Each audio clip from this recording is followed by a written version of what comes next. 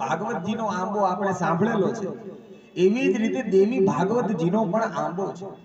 એમાં પણ 365 એવા અધ્યાય છે, 18,000 શ્લોક છે. આ દેવી ભાગવતમાં કેટલા શ્લોક છે? 18,000 શ્લોક છે. શ્રીમદ ભાગવતમાં પણ કેટલા શ્લોક છે? રચના કોણે કરી છે? વેદ વ્યાસજીએ રચના કરી. આ 18 પુરાણો લખેલા કોણે છે? મારે તમને કથા મગજમાં ઉતારી જવાનું છે 9 દિવસમાં. એટલે હું તો પૂછતો રહીશ, હું તો તમને સવાલ ઘણા બધા પૂછતો રહીશ, તમારે જવાબ આપતું રહેવાનું. ખોટો ચિંતા કરવાની નહીં, કારણ કે મને બધું સાચું નથી આવડતું, એટલે કોઈ ચિંતા કરવાની નહીં. હા, પણ જવાબ આપવાનો, કારણ કે કદાચ ખોટું પડે તો સુધરી શકે ને.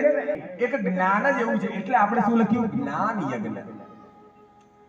બધાને સારું જ્ઞાન મળે, એટલે તમે બધા જ્ઞાની તો છો જ, પણ જૂનું જ્ઞાન જે પુરાણોમાં આદિ વેદોમાં કહેલું છે.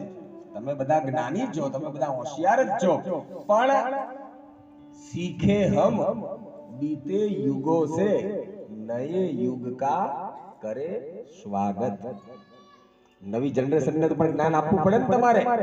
આવનારી નવી પેઢી છે, હા, તમે તો ઘણી ભાગવત કથાઓ કરી છે, ઘણી ચરિત્ર શું છે એવું કીધું છે. જ્ઞાન ના સંસ્કાર, જ્ઞાની રૂપી સંસ્કાર એને પણ એમને પ્રાપ્ત થાય. અને વેદવ્યાસજીએ જ્યારે આ 18 પુરાણો વિચારીને એક શ્લોક વિચારીને 18,000 શ્લોકો લખવા, એટલે વિચારીને કહેતા જાય અને લખતા જાય, ત્યાં સુધીમાં ગણપતિ દાદા લખતા એમની સંધ્યા, પૂજા, સ્નાન, ભોજન બધું કરી. એટલે લખતું તું કોણ? પુરાણોની, વેદોની રચના વેદવ્યાસજીએ કરી, પણ એમાં સાઈન કોની છે? જોરથી બોલો ને. કથા હોય કે જ્ઞાન યજ્ઞ હોય, પહેલી પૂજા ભગવાન ગણપતિ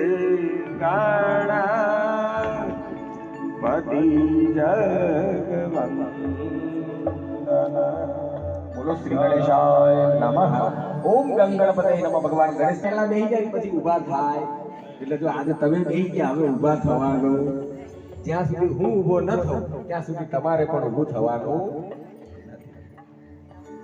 હવે આમાંથી પોથી યાત્રામાં કેટલા હતા? કલશ યાત્રામાં જેટલાય પોથી યાત્રામાં એક ડગલું પણ ચાલ્યું હશે, એટલે 1 કોટી યજ્ઞનું ફળ મળશે. આ પોથી યાત્રામાં એ લોકો માટે તાળી પાડજો. અને કેટલાય માથે હાથ રાખ્યો હતો, માથે. વાહ, તમારા માટે તો હું તાળી પાડું. વાહ, બહુ સરસ. અને પોથી રાખી હતી યજમાન બેન, એમનું નામ ભૂલી ગયો. હા, જેમના ઘરે લઈ ગયા, શું નામ હતું? સાવિત્રીબેન, શારદાબેન માતા છે જેમના નામમાં. તો આ ગણેશજીએ જ્યારે લખવાની શરૂઆત કરી ત્યારે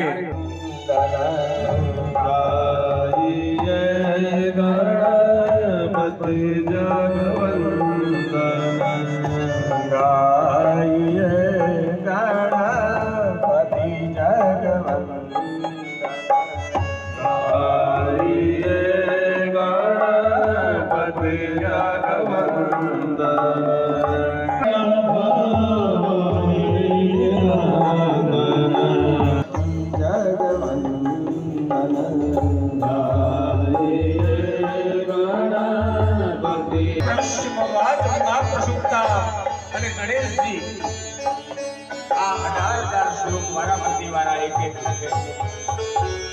સેનાથી લખ્યો ગણપતિ દાદાએ.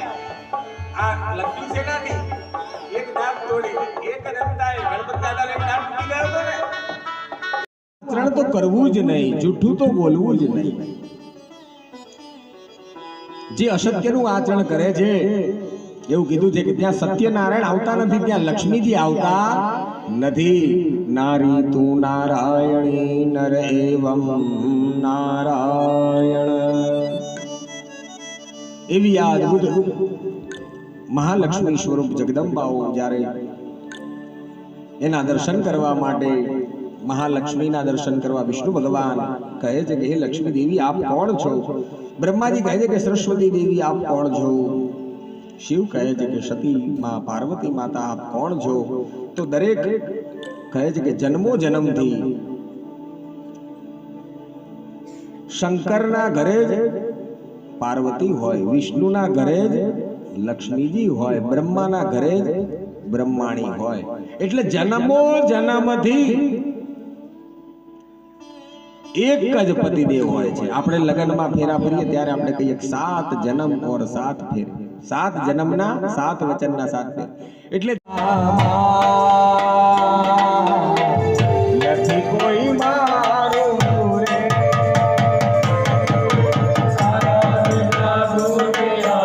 રોજ મને રમવા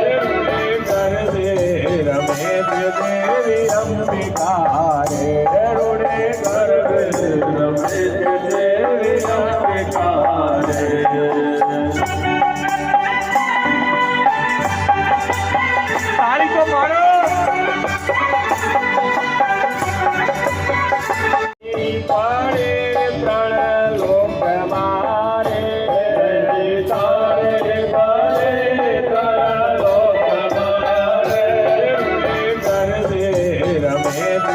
દેવી અંબિકા રે